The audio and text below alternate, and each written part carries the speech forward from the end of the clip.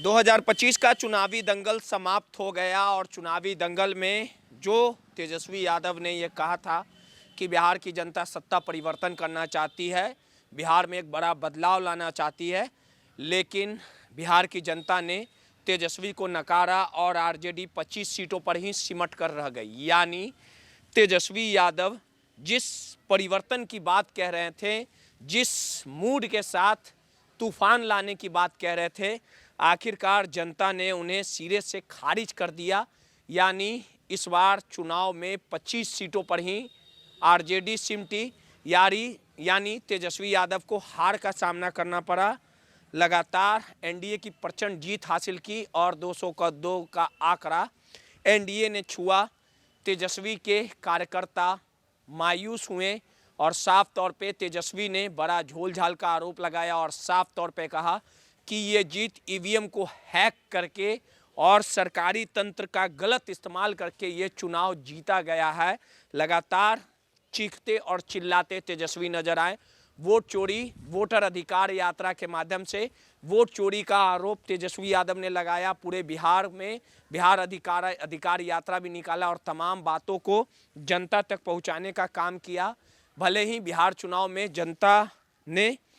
बिहार की जनता ने तेजस्वी यादव को सिरे से खारिज कर दिया, लेकिन केरल में तेजस्वी के जीत का डंका बजा है। यानी आरजेडी ने परचम लहराया है। पूरी बातें आपको सिलसिलेवार तरीके से बताते हैं कि बिहार में चुनाव हारने के बाद नगर निकाय का जो केरल में साउथ में जो चुनाव हुआ, जिसमें 63 सीटों पर आरजेडी ने धमाकेदार जीत हासिल की। यानी तेजस्वी यादव की जो पार्टी आरजेडी में बिहार में भले ही कमाल नहीं कर पाई, लेकिन केरल में उनके जीत का शोर चारों ओर सुनने को मिला। यानी कांग्रेस जो केरल का वर्चस्व रहा है, कांग्रेस की भी जो सीटें आरजेडी के सामने अच्छी नहीं आ पाई, यानी कांग्रेस सिर्फ 8 सीटों पर ही सिमट गई। यानी 8 सीटों पर कांग्रेस को जीत मिली है, लेकिन तेजस्वी की पार्टी आरजेडी ने केरल में साउथ में काफ़ी बेहतर प्रदर्शन किया है।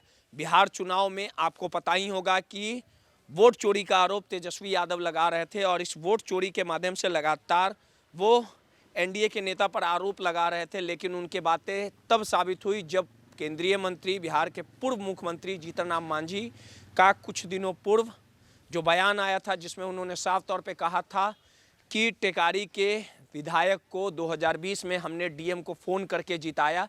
जैसे ही जीतन राम मांझी का यह बयान आया, उसके बाद तमाम जो नेता थे विपक्ष के, उन्होंने साफ तौर पे कहा ये रहा सबूत। यानी बिहार में भले ही तेजस्वी की हार हुई हो, लेकिन केरल में तेजस्वी के नाम का जीत का डंका बजा। सहयोगी अनिल के साथ रोहित, माईपीडीए समाचार, पटना।